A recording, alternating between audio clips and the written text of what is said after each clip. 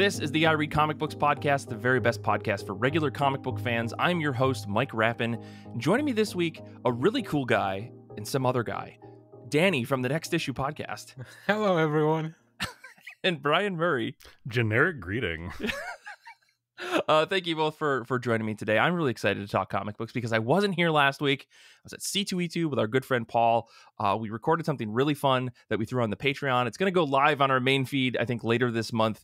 But we put it up on Patreon if you want to listen to that now, where Paul and I basically spent 3 days in Chicago. We were exhausted. We had maybe had a couple beers. We hung out with some people. It was a total blast. And then we talked about like the experience of being at the convention and our continued love of comic books, our reinvigorated love of like the con scene and just everything around. It's a really positive, fun conversation.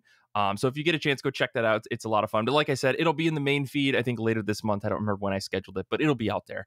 But it is on Patreon. But anyways, today we're here to talk about our good pal Danny. This is one of our very cool new series of episodes that we're doing that are focusing on one of our individual panelists going in reverse order from when they joined the IRCB roster. So I'm looking forward to talking about that. But before we get into it, on May 19th, we're going to be live on Twitch, 8 p.m. Eastern time. Paul, Danny, and I are going to be talking comics. It's going to be live on Twitch. It's going to be a lot of fun because you get to be live with us and hang out and chat just like we do on the Discord. But it's different when randos can just like jump into the Twitch chat and they're just like, "What the hell is going on here?" And we get to have a little bit of fun there. So that's going to be cool. But and yeah, next week's episode, I'll talk about this at the end of the episode, is like a pre-recorded episode, so no live episode on Discord. But anyways, we're here to talk about comics. I got 2 legally mandated questions that I've got to ask, and that is, how have you been? How have comic books been? Let's start with you, Danny. Mike, I've been doing very well. This is being recorded on the weekend of 2 of my highest holidays combined into one. Free Comic Book Day was yesterday, as of recording of this, on May 4th, and also May the 4th, which is Star Wars Day. So like, I didn't know which way to go. When I woke up, I was like, what am I more excited about, free comics or Star Wars? And it turns out it was both. So you painted your face to look like Darth Maul, but you wore a Batman shirt to the comic book shop. That's what right. I'm hearing. Yeah, awesome. But it was great. I want to thank my local shops, especially after discussing in the Discord how much other people were kind of struggling to like get free comics, like whether it was a long line or a limitation. I got all the books that I wanted. I walked in and out of my shop and hung around for like. I am truly blessed with the shop that I have, because they were just very cool about like, yeah, take whatever you want. I mean, I'm there all the time. So like, yeah, but this was for everyone. They just wanted to really get people into comics. And also it was a very good free comic book day. Like, publishers, I feel like they went all out this year in comparison to prior years. Not just the big 2 always put out a bunch of stuff because they're promoting their summer stuff, but like, yeah, all these other smaller publishers, they're like, oh, we got stuff coming up too, here you go, or we've done some really cool stuff, let me reprint it and gift it out to you so you can get into it. Nice. Yeah, I hope everybody got to go to the shop and picked up some cool stuff and is excited about some more upcoming comic books. It's a really good sign that people's shops have lines for these types of things, because I think that is like a reminder. Sometimes maybe we forget it. Like maybe your Wednesdays aren't super packed every week, or when you go, like I go to my shop on Saturdays usually, like, and there's usually not a lot of people there, but it's always busy on Free Comic Book Day, which means that people are still interested in comics, and that's so exciting. Like, it's good that even if it means they're just there to get the free comic books, they're at least curious, right? And if that curiosity can spiral into more wanting to read comics, or saying, oh, I'm actually going to check that book out that this is a preview for, like, that's all good and very exciting. I'm like a very positive spin off about comic books after last weekend, so like I'm all for it. Like, I love this stuff, but it's good to hear that your shop had everything, because again, I know we talked about in the Discord, a lot of shops were like out of things by like 11 or 12, so yeah, that's cool. I think we need a Comics Curious shirt to put on the shop. Yeah, like, I love comics, I hate comics, I'm comics curious. And then we'll check that. I like that. I experimented with comics in college. Yes. Okay. But I did read something, and as I mentioned, big events are starting to happen for the summer rollout. So I, of course, had to jump into Marvel's new thing, BloodHunt #1. If you like vampires, you're gonna want to read this one. This is written by Jed McKay with art by Pepe Larraz, colors by Marte Gracia, letters by Corey Petit. The overall story is like this big cloud of darkness covers up the sun, and then vampires just begin to attack the Marvel universe. We don't know who's Cool. behind all this. We don't know, if we're gonna be able to stop them. This issue it's really fun. Like, this is what I want out of a summer event, at least for the first one. But before I get into the little minutia of the issue, I want to talk a little bit about comic publication and scheduling, because this is boy, oh boy, I'm gonna try to make it as succinct as possible. So for Free Comic Book Day, Marvel released a BloodHunt special. If you're on Patreon, you can check out. I'm holding up the book right now, so go check out our Patreon. But they released a BloodHunt special that is supposed to happen before the main event that released on Wednesday. So like that feels like it was kind of out of order. And then I also picked up this week Vengeance of the Moon Knight #5, which also leads right up into BloodHunt. But I didn't know I had to read Moon Knight first. It didn't ruin anything for me, but I really would have loved that experience of like, oh, I'm reading Moon Knight, and then the last few pages of that is the first few pages of the BloodHunt event. Like, that would have been really cool to kind of transition into that. So are you saying that they released BloodHunt #1 and then they released this Moon Knight issue? Is that what happened? It came out on the same day. I just didn't know. Like, I wasn't aware. I guess maybe some people plan their comic reading better and have a list. Sure. I didn't, because I was like, okay, I'll read BloodHunt #1, and then at the end it'll give me a list of like things I got to read, and it did. And then it said Vengeance of the Moon Knight. I was like, oh crap. You mean that Marvel wasn't clear about reading order or what books you had to get for this massive crossover? Yeah. The second really interesting thing is that they released 2 versions of this book, a normal version and a red band version, which means the red band version is more mature and full of like more violence and stuff. So when I redeemed my digital form, they give you the regular version even if you buy the red band.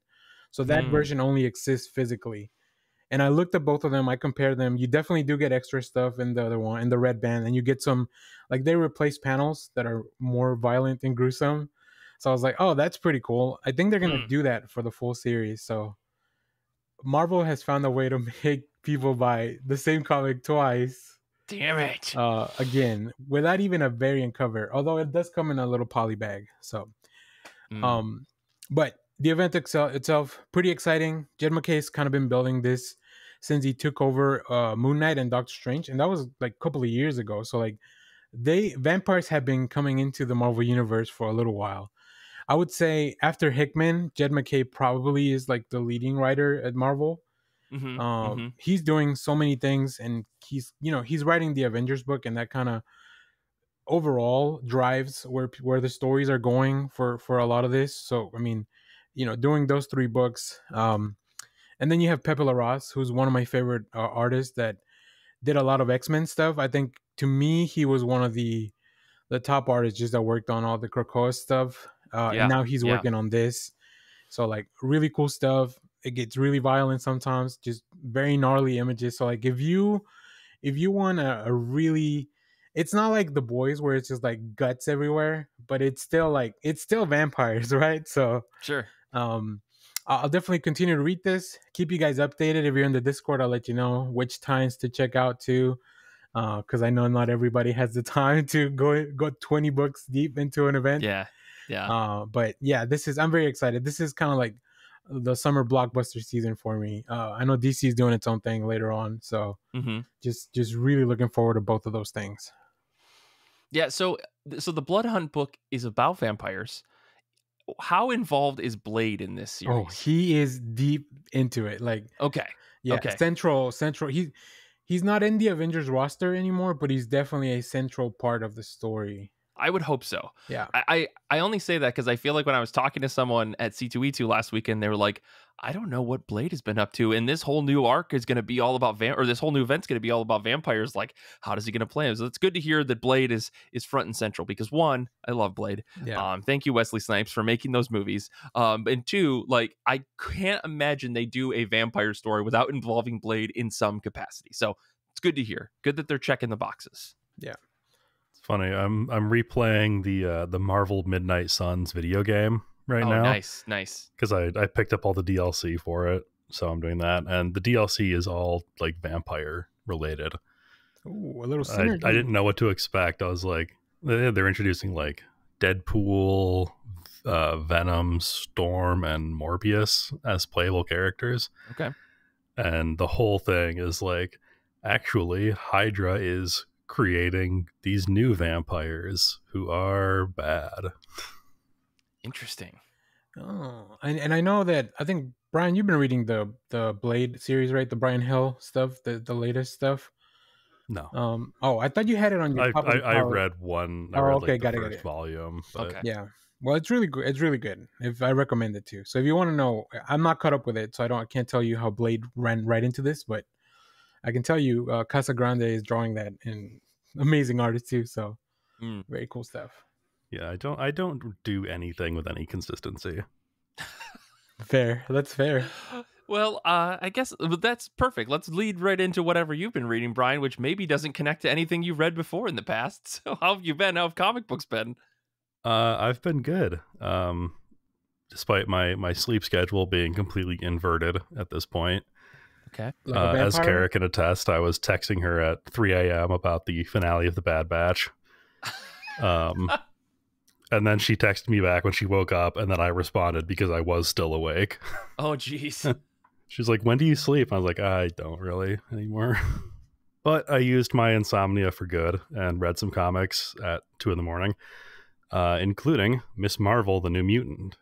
This is the one written by Iman Vellani and Sabir Pirzada, art by Carlos Gomez and Adam Gorham, and colors by Eric Arciniega. Iman Vellani, who you may remember is the actor who plays Kamala Khan in the MCU. And you're not going to believe this, guys, but I jumped into this Marvel book with no context, and I was confused.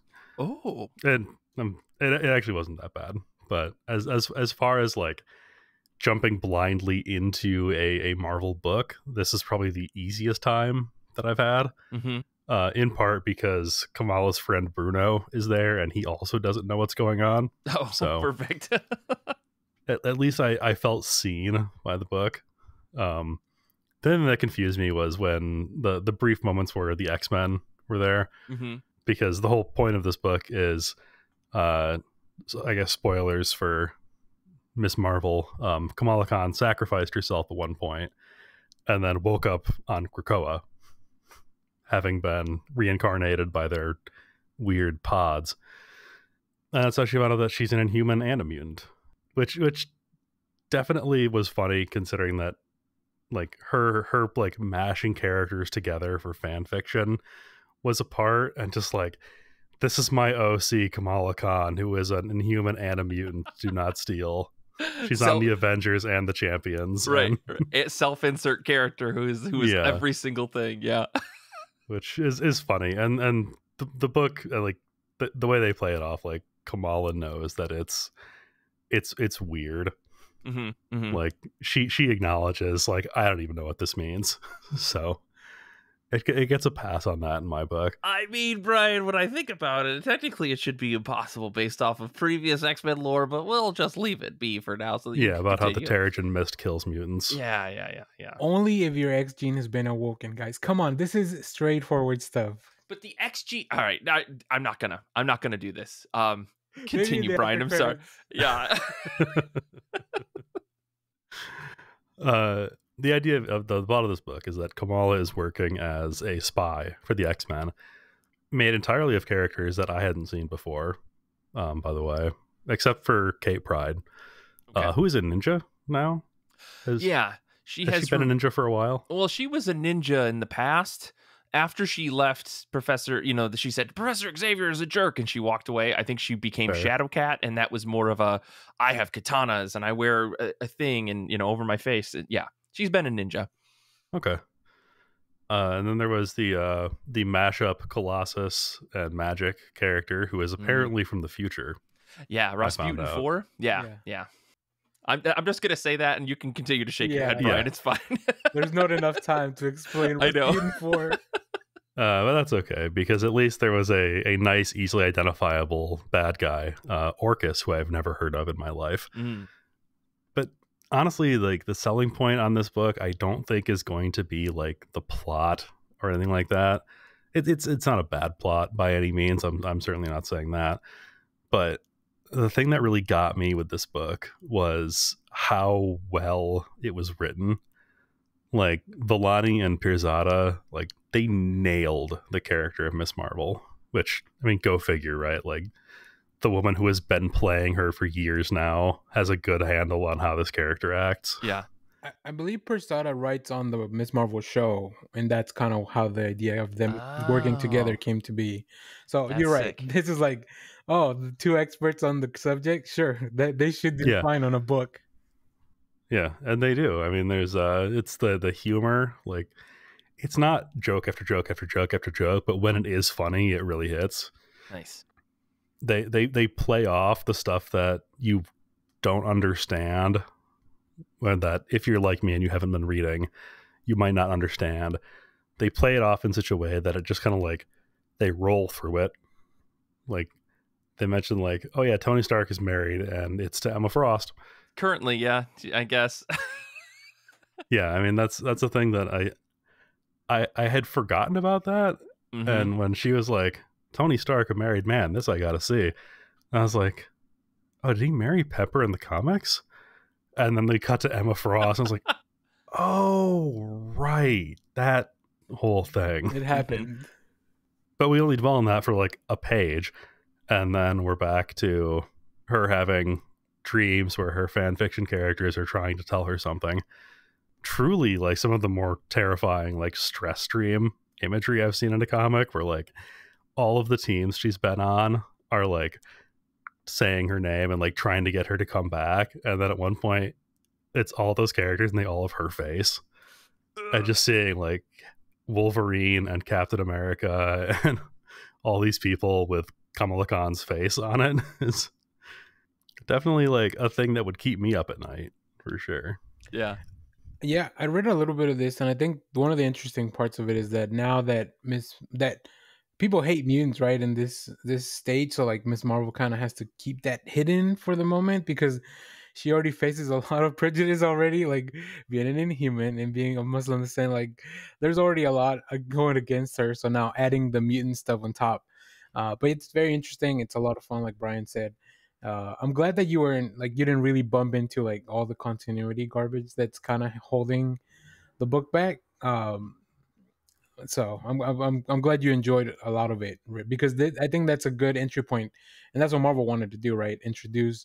Reintroduce this character to the people. So yeah, I mean, maybe it's just because I've built up a tolerance over the years to just kind of rolling with the punches when it comes to reading these like random one-off volumes of Marvel comics. But didn't stress me out at all trying to figure out like where this fit or anything like that. Nice. What about you, Mike? How have you been? How have comics been? Oh, I was at C2E2 last weekend, which is a blast. Paul and I met up with some folks from the Discord, which was cool. Hello, Hugh. Hello, Ricardo. Ricardo, I know you don't listen to this show, but I appreciate that you're on the Discord. Which you can, if you're listening to this, come join the Discord. But yeah, it was a great time. Met a ton of creators, hung out with a bunch of people, and just like had a fantastic time walking the convention floor, buying Pokemon cards, because of course I did, and finding and resisting the urge to spend way too much money on variant covers. I have no real interest in variant covers until there's just like a bunch of them in front of me, and then I'm just like, well, if that's all you're selling, then maybe I'll just get 3 or 4 or 5 of them for $10 each. And then Paul like had to restrain me and pull me away so we could go talk to other people. But it was a really, really good time. I walked a ton, and it was just like overall fantastic experience, really, really good vibes. Like overall, the con felt really well organized, which helps like alleviate a lot of stress, right? I think if you can easily make your way around to different things, like to get from a panel to the floor and back and forth, they really nailed it this year, which I think is different than previous years. So I was very happy with that.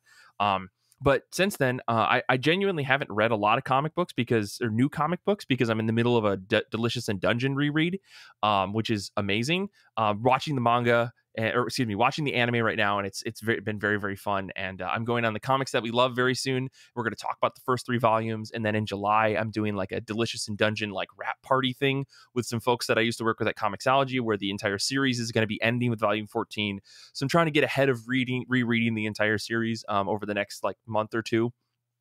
So yeah, haven't read a lot, but I did read one book that I want to talk about, which I picked up at C2E2. It's an indie book published by Koki Miura. It's a book called Limerence, and it's basically a story about a sad boy who travels across the world to France because he's maybe definitely in love with a woman that he's trying to find, but he doesn't know how to express it.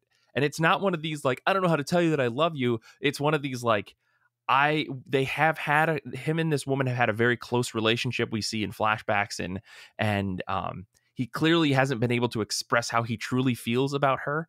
And so when he shows up in Paris, she's kind of like, oh, I'm excited that you're here. I knew that you were going to come visit me. Buddy. Yeah, it's kind of like she knew he was kind of going to come see her, but she didn't understand why, and he can't get the words out. And the book itself is it has some clunky dialogue, but on the whole, it's so beautifully drawn. Like the expressions, the way that like each panel is laid out to try to evoke these different emotions that this character is feeling.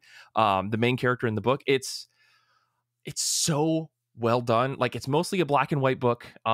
With the exception of like this red band like this neckerchief that the main character wears.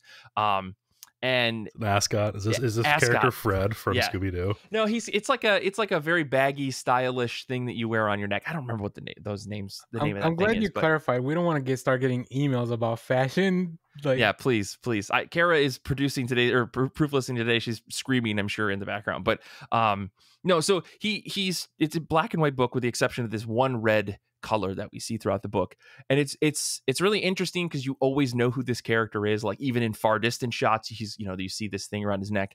And it's not until the very end of the book when like the emotion of the character and like his interaction with this woman like finally comes to fruition that we actually get like huge explosions of color on the page. I think it's super well done for a book, a comic that you can read online for free. I'll post a link of this in the show notes. It's a really beautiful little book just about the inability to truly express yourself. And like how you can go through life not telling people how you feel, and it will destroy you on the inside. And like I may be putting a little bit of just like the extremeness of these emotions into my reading of the book, but that's what I took away from it. And I was really just impressed with how well done this book looks and feels overall. Like it's peak comic books from a creator that I've never heard of, who's only done a couple of different things. Is like a freelance creator. So I was really, really impressed. I saw this book sitting at their booth and I like paged through it and I just said, oh, okay, I would like to buy this now. I'm very excited to read this. So I'm glad that I sat down and read it because it was really fun. So yeah, if you get a chance, go check this out on Koki's website. You can read it for free, or you can buy a copy from them maybe online, but it's great. Kara has confirmed that he is in fact wearing a scarf. A scarf. That's the word for it, guys. Welcome.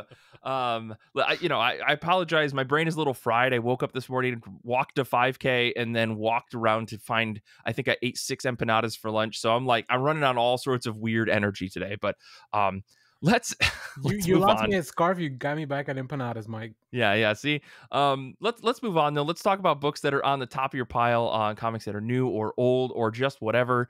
I want to shout out the folks that are hanging out with us on Discord today. One person on the Discord today, Hugh, is reading The Last Mermaid #3. We talked to the creator of this book when we were there. Hugh and I, we were walking the show floor for a minute. Coolest guy around. Really, really cool guy. Gave us a bunch of stickers. Was very excited that we've talked about this book on the show previously. So it was a really cool experience. But he was reading that. I'm also going to be reading that next, but that is not what's on the top of my pile. But let me kick things over to Brian. What is on the top of your pile? You're never going to believe this, guys. I picked a Star Wars book. Oh, off the top of my pile for May the 5th. Really? I know. May the 4th. Oh wait, that was yesterday. Never mind. Yeah, Cinco de Mayo is not the Star Wars holiday. That's a different thing. It Revenge of the 5th. Revenge of the 5th. Oh, there we there go. It is. Okay. This is written by Charles Sewell, art by Luke Ross, colors by Alex Sinclair. Somehow this is a Star Wars book that I know nothing about going into it. I'm guessing that it has to do with like 000 and the other evil droid from the Dr. Aphra books. Yeah. But I don't actually know anything about it, and it's kind of exciting. I fell off reading Star Wars comics a while back. I don't really know why. It wasn't like a choice that I made. It just kind of happened. It's because you love the High Republic, right? That's what it was. Yeah, maybe it was just like I don't have the energy to absorb all of this new lore right now. Yeah, maybe. But this I'm picking up in part because in a lot of the conversations that Kara and I have about Star Wars, it all comes back to droids and like how weird and fucked up it is that like droids exist, kind of. Mm-hmm. Like they're these artificial living creatures that are like made and then given sentience, given the ability to feel fear and pain, and then enslaved. Well, Brian, Kara, you're gonna like this book. I tell you that. That's good. If that's this your is the stance on droids rights yeah. book we've been looking for. Yeah, if that's your stance on droids' rights, you're gonna love this book. At least the beginning of it. That's what I read. Yeah,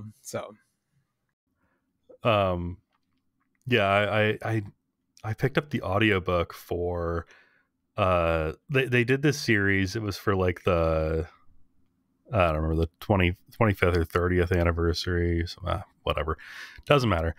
They did a thing where they did short stories set like during the timelines of the original trilogy, so they got just a whole bunch of different writers to write short stories, and the one for Return of the Jedi came out not that long ago, and there's a story from the point of view of Jabba's torture droid, one that is like torturing other droids in the basement of Jabba's palace.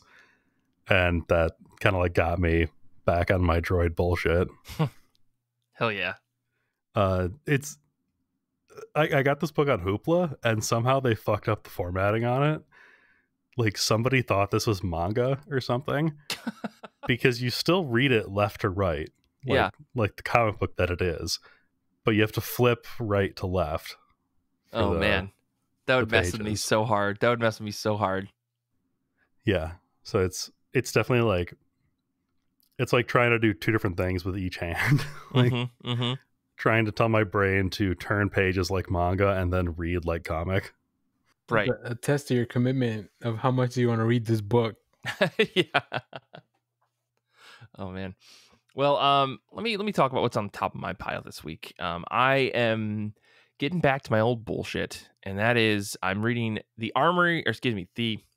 let me talk about what's on the top of my pile this week. I'm getting back to my old bullshit, and I'm reading the Amory Wars, Good Apollo. I'm Burning Star 4, Volume 2, Number 1, because Claudio Sanchez can't write a simple title for a comic book ever. But this is written by Claudio Sanchez and Chandra Eckert. Art by Guilherme Martinez and colors by Valentina Bianconi.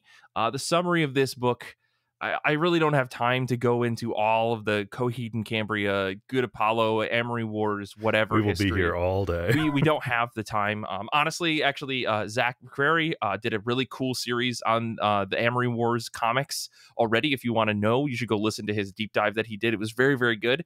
As someone who's a fan and loves these comics and the extremely complex like continuity that they live in, Zach, who went in kind of blind, did a really good job of like summing up what happens in the series. So go check out Zach's podcast. But for this issue, for Volume 2, Number 1, this story is about Claudio Kilgannon, who was thought dead by the Red Army, but rising suspicion sends them on a trail to discover his fate. If Claudio is in fact alive, he'll be in dire straits amidst the mystery and mayhem that is yet to unfold. You too, listener, may have noticed what we readers have noticed for a long time, that the main character of this series is also named Claudio, who named after the writer. And Claudio Sanchez, the writer, has said many, many times in numerous interviews that he wishes that he could have written this character away and never have written his own name into the story. But as he was a younger person writing the original like concept album stories and songs that was Coheed and Cambria, it's like, oh, we'll just fit Claudio in there because it's kind of a cool sounding name. It's got a melodic sound to it. It works. And now he's like the focus of this entire series, and apparently is not a fan of it, or at least the last interview that I read, he was not a fan of it. But nonetheless, I'm a friggin' madman. I backed this on BackerKit as part of Boom Studios' continued effort to ensure that they get some interest on their super collections of comics that they're not sure if people will actually pony up for. If you've read Amory Wars, maybe you've seen this on the shelf before. These books have been slowly but surely coming out over the last decade from Image, from Boom Studios. Claudio Sanchez had a deal with Boom Studios at one point. It was publishing a couple of other books, such as like Key of Z and Kilgannon. Nonetheless, like I think there's like a very hesitant wondering from Boom Studios' point of view of like, does anybody even want to read these books? And it turns out the BackerKit was like explosive. They put in, there was a ton of money earned on this campaign. So I'm excited to get like hardcover editions of this book once it completes, as well as hardcover editions of the previous series that are getting republished, which is very exciting. So I'll actually have them in hardcover form rather than just like random floppy issues that I have somewhere hidden in my attic. So I'm excited to read this. I'll probably still check out the single issues as it goes through and wonder what the hell is actually going on, and watch numerous YouTube videos to give me some sort of summary as to everything that led up to this, because I've been reading this series on and off, or this story on and off, for almost 15 years. Like I was buying the original comics when they were the Second Stage Turbine Blade, when they were only being sold at like Hot Topic. This goes back so far in my life, but still I couldn't tell you the story so far off the top of my head, because it is convoluted and it has changed multiple times, because I've read even like the Forbidden, never talked about, like 68-page graphic novel that they put out about Good Apollo and Burning Star for volume 1, which is bonkers, and like no one talks about it. It's never going to be republished, and I have a copy somewhere in my house. But I really like this stuff. I really like Coheed and Cambria on the whole, so like I'm excited for this to like get its final sunset. I think this is like the last thing they're going to publish for this series, so it's the beginning of the end of a 12-issue series, so I'm very hyped. I'm sure it will actually be the end, and they won't decide to crank out more later. I mean, they said that Year of the Black Rainbow, I think, was supposed to be their last Coheed and Cambria album, and then they went on to put out 3 more. So yeah, we'll see. This might be the end of the comic series, though. I can't imagine that they have any more in them, given how hard it's been to get just this series out. So we'll see. I don't know. You said they made a lot of money earlier on one thing, I and know, I was like, oh, okay, that just means that people want it, right? If the people want to give it to them. I don't know. I think Boom Studio. That's a whole other. I think Boom Studios is doing something very weird and also very interesting with these like BackerKit, Kickstarter, crowdfunding campaign things that like. There's a lot to ask there. Like, is that the right way to do it? Personally, I'm like, yeah, like you get some guaranteed funding. You get like, that these books are going to be printed to order and stuff. And then you print some extras to sell to retailers and whatever. But I don't know. It's kind of interesting. Like Brandon Sanderson just recently did a humongous Kickstarter. They made like almost like $500,000. This is not the Kickstarter. This is the BackerKit that they did to publish the leather-bound editions of Words of Radiance Book 3. But as part of that, you could go and get like the random, not announced book, like a random little novella that he wrote for an extra like $20. And I was like, oh, I'll just get the $20 thing. I don't need a leather-bound copy of this fucking book series, but I'll pay $20 for like the digital edition of this other book, right? And so it's like guaranteed sales on this kind of stuff, skipping over publishers and all that other stuff. But hey, I don't know. There's a lot to talk about there, maybe. Yeah, I mean, it seems like everybody's going into it saying like, this is what I want, this is what we're gonna give you. Like everybody seems to be in agreement as to what's about to happen. That's a successful group funding campaign, right? Yeah, that's what they all should be. Like everybody's agreed on what's going to happen, and that's what happens. So, yeah, it's interesting, but cool. maybe there's definitely more to say there about that. I think we've got an upcoming episode that's going to air in July that we could talk about. Danny, you and I are going to be brainstorming, making notes. But as you were talking, I was like, okay, let's touch on stuff. So. Yeah, but. Before we go any further, Danny, tell us what's on the top of your pile before we take a quick break. Well, I'm glad Hugh mentioned Last Mermaid, because I thought about putting that on the top of my pile. And also, if you haven't heard us talk about Last Mermaid, you can go to the YouTube channel. There's a discussion there that we clipped where we just passed 200 subscribers. So thanks for everybody doing that. But this week, I'm going to be reading Teenage Mutant Ninja Turtles Black, White, and Green #1 from IDW Comics.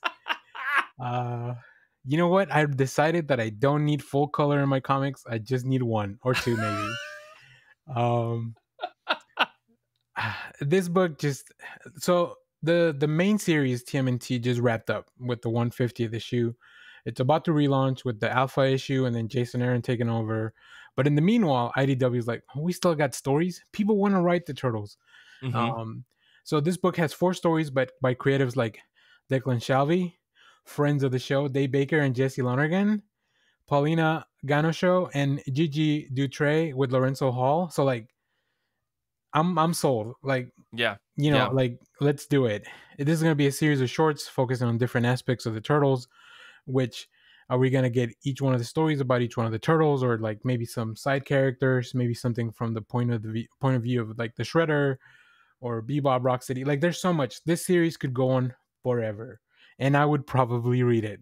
Because the thing that stops me from reading Turtles is that I'm not caught up on all the 150 issues that came prior to it, right?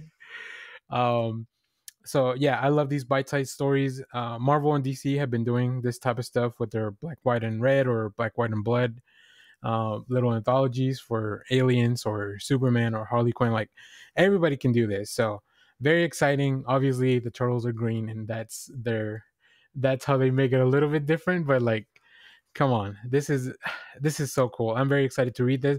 I specifically stopped myself from reading it because I wanted to talk about it on the show, because IDW did send me a preview of it. But yeah, I'll tell you guys more about it once I get a chance to read it.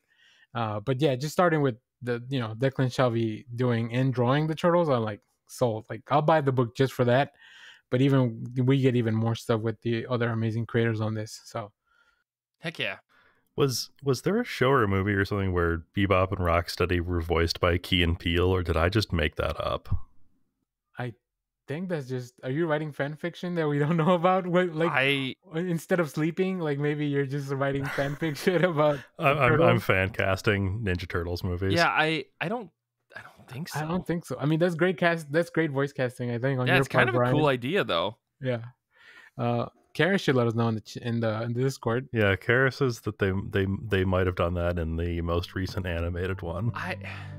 Well, we're gonna take a quick break, and in the break we're going to research this and get you an answer. But we'll be back to talk in just a second, all about our good pal Danny. So we'll be back in a second.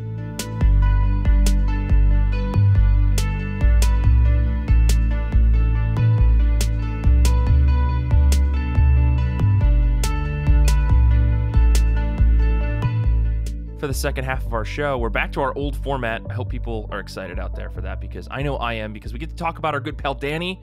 I'm going to answer the question that we asked before the break. Who voiced Bebop and Rocksteady? The answer is not Key and Peele. We don't have a full answer. We just know that what Brian said, it was not a thing. I think Kara said it was Seth Rogen and Mike Cena. Or John Cena. Mike Cena. Is his name Mike Cena? No, it's John Cena. But it was John Cena and Seth Rogen. So very exciting. But Danny, we're here to talk about you. This is a fun episode. These are this fun panelist episodes that I mentioned at the top of the show, where we're basically looking at Danny. Danny, you've been a part of IRCB for a while now. Your first time you were ever on the show was way back in Minisode 37. We were still doing minisodes. This is an episode called "We Just Love Dragon Ball." Okay, it was me and Renee. We were talking about all things Dragon Ball, Dragon Ball Z, Dragon Ball Super. It was a blast. I think it was like a full culmination of the thing that the three of us really love, which is Dragon Ball in general, and Akira Toriyama, rest in peace. I think at the time we were all just super hyped about Dragon Ball. That was really fun. Danny, do you have any memories or any thoughts about that first episode? Yeah, I remember. So I think what prompted that episode, I believe, was I think you were streaming on Twitch a game, and we were chatting, and I don't know if the Brawly movie had just come out or it was about to come out, the latest Brawly movie. And then you're like, oh, we should probably talk about Dragon Ball. And so I think that's just kind of what sparked us doing that episode, since the minisodes had to be recorded and stuff. So, but yeah, that was really fun. I love that. I mean, I had been listening to the show even way prior to that. So that was really fun to kind of come in and talk to you and Renee about that, especially because I love Dragon Ball. So right up my alley. Yeah, I think. Do you remember like when you started listening to the show? Just curious. It was around maybe late 2015, early 2016, I think. what I've told Mike this before, like where I messed up is that I started from the beginning. So when you guys announced that some of y'all were going to be at New York Comic Con 2016, which I was also at, I wasn't there yet. So I didn't know y'all were going to be there. Yeah. So we could have met a long time ago, and we might have probably just walked by each other. I know, because I spent most of my time in Artist Alley, and I assumed you guys probably did. As well, because everything else was impossible to get into. Yeah. If you saw a guy with his head down walking 19 miles an hour, that was Mike. Yeah, that was me. There were plenty of those in New York. I think that just describes a regular New Yorker. Yeah, that's true. I wasn't thinking about that. But yeah, no, it's funny. I think we'd been talking a bunch. I think in the past, like Danny, you had emailed us a ton over the years, and I think we finally were just like, like you said, it was like a live stream or something, and I was just like, all right, we just got to get this guy on the show, and it was a blast. And then after a while, I think we were trying to expand the show, and we were trying to look for new voices and new folks to come on, and we reached out to you, Danny, because you'd been on the show and you were a blast and always like a very firm supporter of the show. And this episode 268 was like your official welcome to IRCB. Like, I think I'd sent you an email to say like, hey man, really love what you do, love to have you on the show. I think I wrote this very, very formal email of just like, we'd love to add you to the IRCB family. I don't think I said anything like that, but I was like, I really wanted to, bring you into the fold and just like get you on our group DMs and like get you on Discord and all that other stuff. So episode 268 was your first one. It was titled, How Do You Choose the Format to Read Your Comics? Which I thought was a good one because I think I knew enough about how you read comics. I knew the weird style in which Nick read his comics, and we talked about our comic collecting habits, how they change, where we draw the line on physical versus digital, or subscription when choosing. This is back when Comixology was still in full swing, and I think we just talked about like how we go about choosing. Am I going to trade weight this? Am I going to pick this up right away? With the answer most of the time being like, if I really like this creator, I like this team, I'm going to buy the single issues. But I know, Danny, you buy a lot of stuff. I think it's almost a bit on our Discord of like, oh yeah, it's a Danny-sized haul for comics every week. But yeah, I don't know if you remember that episode in particular, because this was, I feel like we've talked about that many times. But yeah, I don't know if you had any thoughts there. Yeah, that topic just feels, I mean, we just kind of talked about that a lot, like very frequently. So I think we just finally decided to record one of the conversations, because this would come up like whenever we do the the Discord hangouts and stuff like that. But yeah, man, it's been so long now that I know it is funny. Like I used to think like, how can people that you're talking about this stuff, how can you not remember it? But then we're doing this, and then my own show, like, yeah, I don't remember everything that I say, because a lot of the time I'm just saying kind of dumb things that from the top of my head. Yeah. So like, yeah, it's not like we plan everything out accordingly. So yeah, little known fact about IRCB is that this is a scripted show.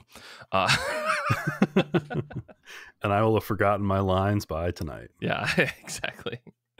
Yeah, no, I totally agree. I mean, like, 400 plus episodes, like I think someone at C2E2 was trying to get me to get to an exact number for some reason. We're at the bar, we're sitting down, like, a little random aside. We got pulled over to have a beer with Chip Mosier, who works over at Distillery, and Cully Hamner, of all people. And like, we sat down, and like Chip and Cully were like trying to get us to get to an exact number of how many episodes of our podcast we had. And I was like, I don't know, it's like 583, 587. And they were like, okay, well, that's a pretty good record for a comic book podcast. I was like, what are you trying to do here?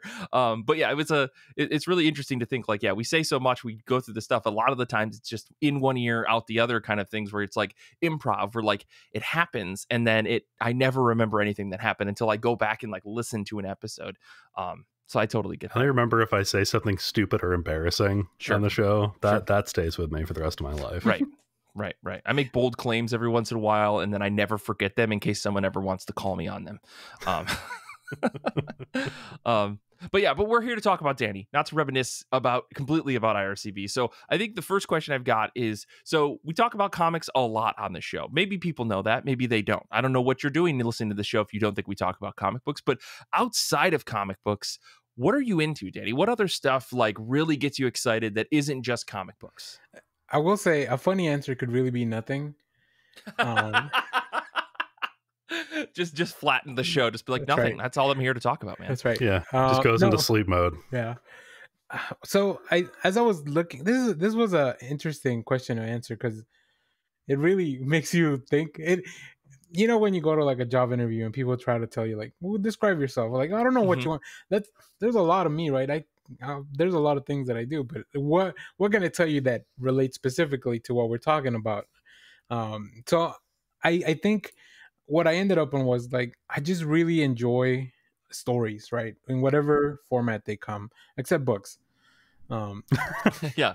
Notorious prose hater, Danny. Yes. Although, as I mentioned if you missed out on our Patreon after credits last episode, I did start listening to a book. So I mean, I think that's kind of a plus. So we'll keep you updated on that process. Maybe we'll have a book club. Once a year we'll have a book club. Yes. Yeah. But yeah, stories in any kind of form. Like, so I go to a lot of movies. I love going to the theater. Like, I think one of the coolest things was when AMC did that membership and like 3 movies a week, like for $20 or whatever. Like, I'm in. Like, I'll get my money's worth out of that because I don't buy popcorn. That's what they do it for, right? But right. No, I can sit still for 2 hours and just not have to grab a snack or whatever. So yeah, movies. I watch a lot of TV and anime. I love anime. There's so many good things going on right now. So definitely that. Do you have any favorite anime that you're watching right now? Currently, I think Kaiju number 8 is it's so much fun. Yeah. It's really good. Yeah, it's really good. And then Go Lusa Ranger is also really, really cool. If you like Power Rangers type of stuff, that one's really fun. Which is weird because it's on hiatus this week because of a golf tournament. I've never heard of an anime golf delay. What? So I've heard of a golf anime. And I think the other thing I love is playing board games. That's kind of one of the things that will definitely get me out of the house other than going to watch a movie. Like, I've been playing board games and card games, as I mentioned in the past. Like, I've been playing that Star Wars game a lot. The Star Wars Unlimited. Like, we have tournaments and we meet up a couple times a week, and it's just really fun. Like, I love that interaction and kind of rebuilding that community. Right, with comics, you can build a community, but it's not always that you can't just always go to the store and kind of hang out. That's not feasible for everyone to do at the same time. But with board games, you're there for that part of it, and that's kind of what gets you there. But like, just kind of hanging out and building the community, that's what keeps you there. But yeah, that I love going to comic conventions and just like learning about stuff. One thing I didn't write down, but I just remember, I also love going to museums. Oh yeah? Yeah, I got to go to DC for a work trip a few years ago, and I spent most of Saturday at the Smithsonian's. Like, I just tried to hit as many as I could before they closed down. Nice. So that was really cool. And yeah, we have some really nice museums here in the Dallas-Fort Worth area. So yeah, if I go to a city for whatever, a trip, I'll try to hit a comic book shop to check it out. Of course. And then also try to maybe go to a museum or something like that, or a park, or something like that. So nice. That's kind of what I do that's related to the show. Outside of that, I mean, I don't know. Just normal adult boring stuff. No, here's the thing. It's like, what are things that give you, joy outside of comics? I mean, it doesn't have to be comic book related. We are people beyond just this one singular thing. I assure you, listeners. Not this guy. This guy doesn't come in any variants. Ironic, considering. Yeah. If you ever find yourself in Grand Rapids, Danny, it's only a 10-minute walk from Vault of Midnight to the Van Andel Museum.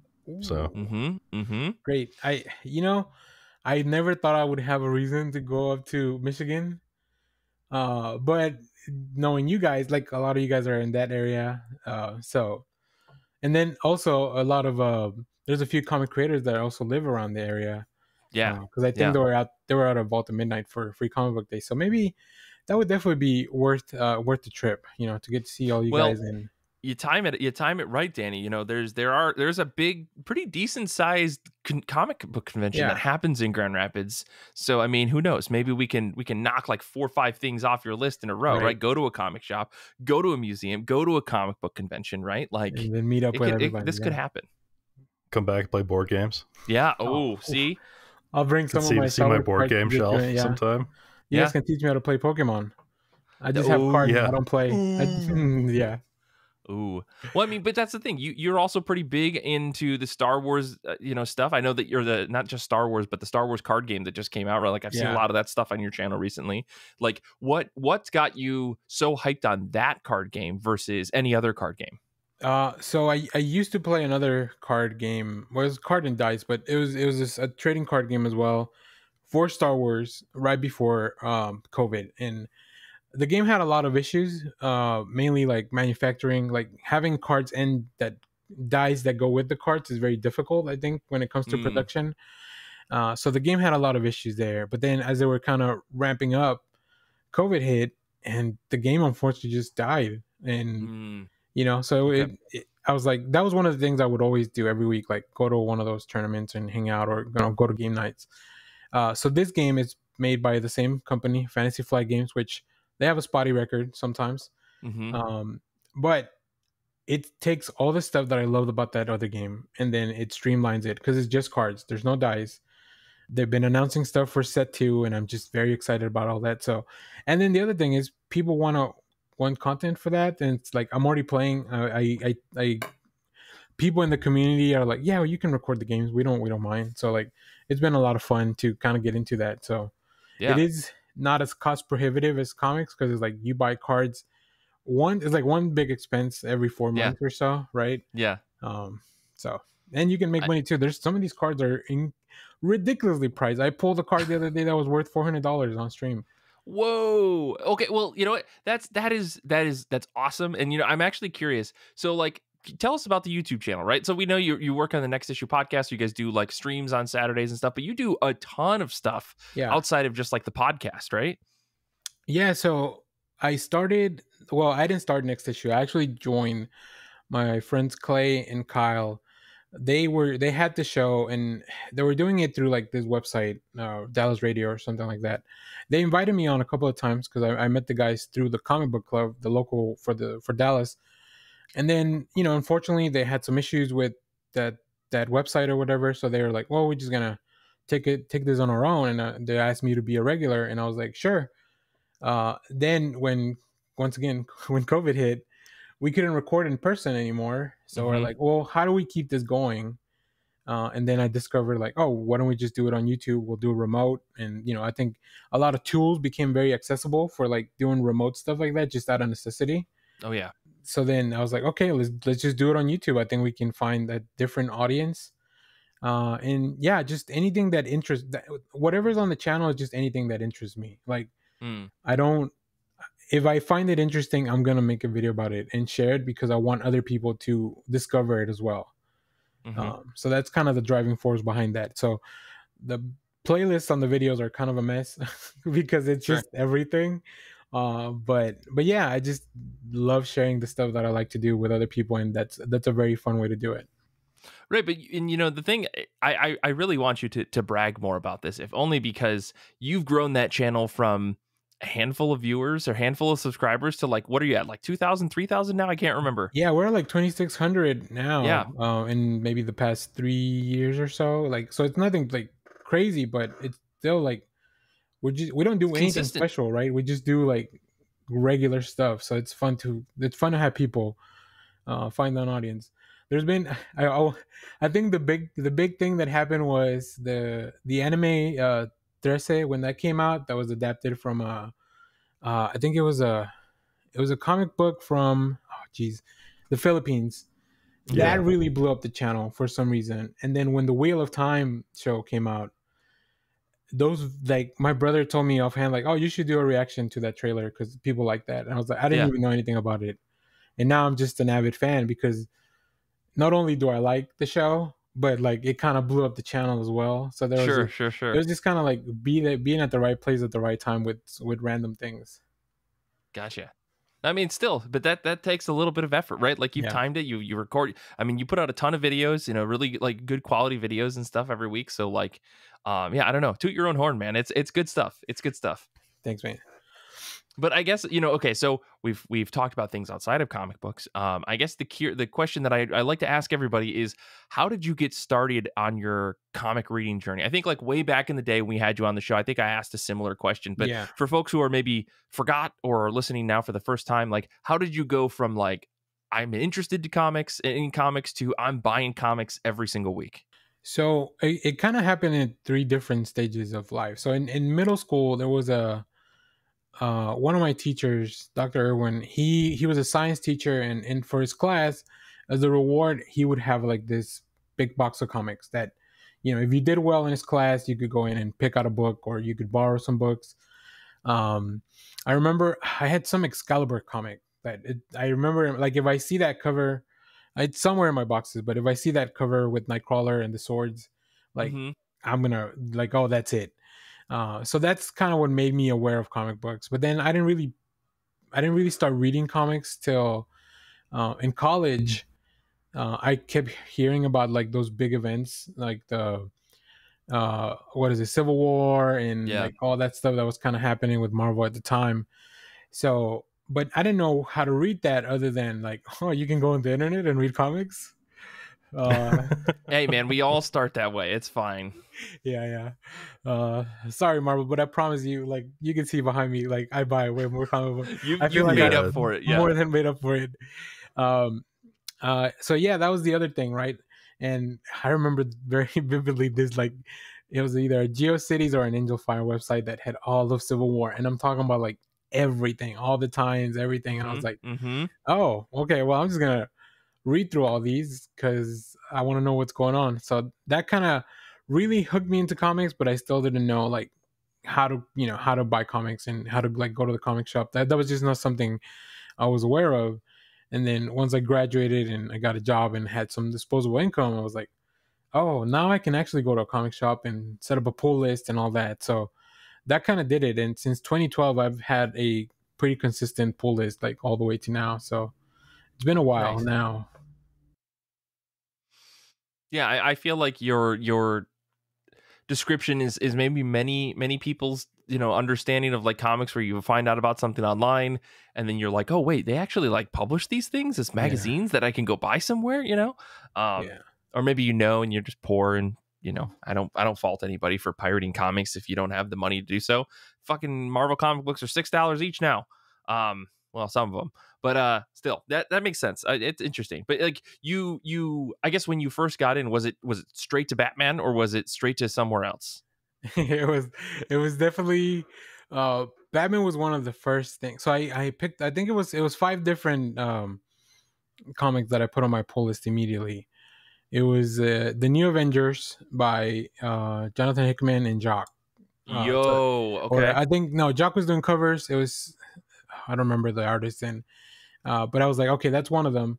And then it was also the Batman series, the Avengers, because also Jonathan Hickman was doing that. And then I think it was Teen Titans, because they had just relaunched with the New 52.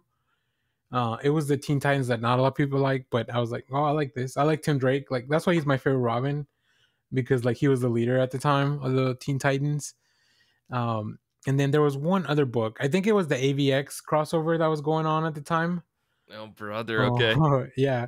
That was like jumping into the deep end too. Cause I dropped, I dropped in on issue 0, and I was like, I don't know what's going on. Hey, listen, I was up to date and I didn't know what was going on, Danny. It's fine. Okay, good. Doesn't make me feel so bad. But the cool thing is that I've been pretty lucky to have shops that are very friendly. Like most of the shops that I go around here are very accessible, very friendly. Now, I'm sure it helps that I'm a dude. So like, sure, I don't know. But they were very welcoming, and they asked a lot of questions. But that led me to, like, anytime I get asked about comics, and it's funny because people will reach out to me that I haven't seen since like college or high school, and they're like, hey, I know you like comics. I got a question for you. Like, my kid's trying to get into, Miles or whatever. Like, can you recommend some stuff? So that's always fun. I've taken people to the comic shop for their first time to just kind of show them around. So like, I'm trying to make it as accessible, build the bridges that weren't there for me, I guess, kind of when I started. So totally. Yeah. It's fun though. I love doing that. I love seeing people pick up a book, like just how excited they get because now they have their own pull list and all that. Little do they know that they're in for a world of pain, but right. They can find that out on their own. You show up to the comic shop and be like, don't worry, this first one's on me. And then after that, it's over. First dose is always free. Yeah, exactly. Okay, well, now I got to get to the hard-hitting questions here because I have to, knowing you, Danny. We're going to just go back to back. Who's your favorite X-Men character? I struggled here. I really did. Mm-hmm. I think Jubilee, I think overall is my favorite. And okay. I think it's definitely because of the animated series. It has nothing to do with the comics. I can't tell you like, oh, this is the Jubilee like run you have to read because I don't even know that she has one. Maybe the one where she's a vampire and a mom at the same time and she's trying to figure it out. It's a pretty good run, yeah. But I think also Magic is so cool. Like like the design of that character, it's super rad. So like I'll check out anything with Magic. So I think one of those two or maybe both for different reasons. Okay. I dig it. Real quick then. This is tough. Your favorite character in the Batman line, is it Batman? No, I think it's probably Tim Drake. Okay. Because I think he even makes a better Batman than Bruce. So I think there's plenty of people that agree with you there. But I guess on that same note then, do you have a favorite Batman run? Yes, I do. And it's the one that I kind of jumped into. So when I jumped into comics, they had just reset everything with the New 52. So Scott Snyder and Greg Capullo had just taken over the run. And I never missed out on an issue. Like everything that they did together, that whole run, I read it. So that's kind of like, I don't know. You never forget your first, I guess. That's Yeah. Okay, cool. And then of course I gotta ask the last big question here that I've got is, who's your favorite Batman villain? Oh man, I don't know. People are gonna hate me for this, but it's Joker. Like you can do the character is just as flexible as Batman, right? A lot of the Batman villains are just like different aspects of the Batman personality. But I think Joker, because he doesn't fit into any box, he's just like such a flexible villain that you can really do anything with him. Obviously he's done some hideous shit, and I'm not like, yeah, I love the Joker because he's so cool and I want to be like him. Like that is, it's not that. I just think the character, I understand why they keep making Joker stuff because it's easy to put him anywhere, right? As opposed to like the Penguin, or like the Penguin, you kind of have to keep him in like the organized crime world. Or like, Mr. Freeze, you can he was really good with the emotional stuff. So like, but the Joker, like, it doesn't matter what you do. Like, yeah, that could be like, it's plausible that would be a thing that Joker does. Sure. Joker can be your angel or your devil. Okay. Okay. Last question. That's the name of the episode, right? Yeah, we'll see. But final question then. I guess, Brian, I've just been powering through all of the questions. I don't know if you had anything you wanted to throw at Danny before we wrap up into this last question here. No, I think you've hit all the key beats. Okay, cool. Brian's like, I know enough now. Yeah. I've lost enough respect, I think. So for these episodes, the thing I like to do is I like to say, Danny, you've been on the show for a long time. You've been listening to the show maybe longer than anybody else. I'd really love to know if there's anybody out there who's been listening to IRCB as long as you have. But you know us a little bit. If you could, Brian and I are here on the show today. What comic would you recommend for each of us? Sure. And I think you even added, Nick was originally supposed to be on this episode. I know you got one there, and Kara is proof listening. So let's go through your list here. I'd love to hear these explanations. Let me start with them. Nick was originally supposed to be on the show, but so something came up for him, which I guess is more important than me. He has a family. Family. I don't understand how his family is more important than me, but I guess we'll have to discuss that at the next business meeting. Yes. But for Nick, I was gonna originally recommend Gotham by Gaslight, but I feel like he's probably already read that. So instead, I'm recommending The Doom That Came to Gotham, which is also by Mike Mignola. Ooh, okay. I really went with the stereotypes on these guys. That's fine. Surface level stuff. For Kara, who's proof listening, I wanted to do Batman books for everyone, which is this the only reason. Of course. So, of course. Batman versus TMNT, I think it just fits. It just works. I did check online. I googled like, has Batman ever crossed over with Star Wars? That's not a thing that's happened officially. I thought you were going to say, has Batman crossed over with Archie? Because that would also be an interesting one. That would be an interesting thing, yeah. But the turtles were right there. So for Brian, I'm going to recommend Batman Gates of Gotham. This is a book that came out right before they reboot everything in the New 52. It's written by Scott Snyder and Kyle Higgins, illustrated by Trevor McCarthy. Now, this series revolves around like a decades-old mystery connected to the founding fathers of Gotham that leads up to the present day, right? So Batman has to assemble kind of a team of detectives to try to unravel like a conspiracy. And I just felt like that really felt like Brian to me. Like, I think the art is not steampunk, but it has some kind of feel because you do go back to that era in Gotham from back in the day. And I was like, this just feels like it'd be right up Brian's alley. So I don't know, Brian, what do you think? Does that sound interesting? I'm looking at the cover right now, and that does look pretty sick. Okay, cool. Nailed it. All right. And then for Mike, I was like, what is the most X-Men Batman book I can find? And I was like, well, let me tell you. For Mike, I picked Batman Universe. This is a story written by Brian Michael Bendis and Nick Darrington. Okay. Now, I know we sometimes don't always like everything that Brian Michael Bendis does. But he did do X-Men for a long time. And Nick Darrington is an amazing artist. So those were already kind of 2 pluses for me. In this story, Batman is pushed to his limit as he sets on a search to find an item with incredible destructive powers and embarks on a journey across the DC universe. So what really made me interested in this was like, I want to show. So, Mike, I know you don't read as much DC as maybe other people. So this was kind of a sampler platter of like the DC universe that's going to look super cool. And I think Bendis is really good at capturing the voice of a lot of these characters that show up.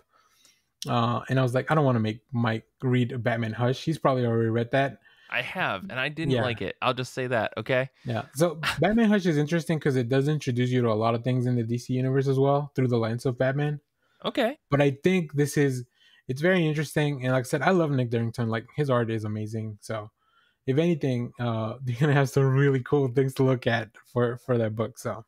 Oh, man. And it's on DC Universe. Oh, man. Danny, am I reading this immediately after we get off the call? I hope so. I think that's what's going to happen today. Yeah, I definitely already found Gates of Gotham on Hoopla. Yeah. This is happening. This is happening. I also wanted to do books that were like pretty accessible. Like, all these are kind of not old, but like I don't want to make you find like a one Detective Comics issue that only came out once. We'll save that for Paul's show. I was gonna say, what is this? The Better Batmobile show? Yeah. Oh man, well, Danny, this is awesome. I very much appreciate you recommending these books and finding a way to connect Batman to all of us, which is maybe the greatest gift that you could have bestowed on us today. But yeah, I will say it's been a long few years you've been on the show. It's been a pleasure. I can't wait to continue to make episodes with this show with you and everybody else here.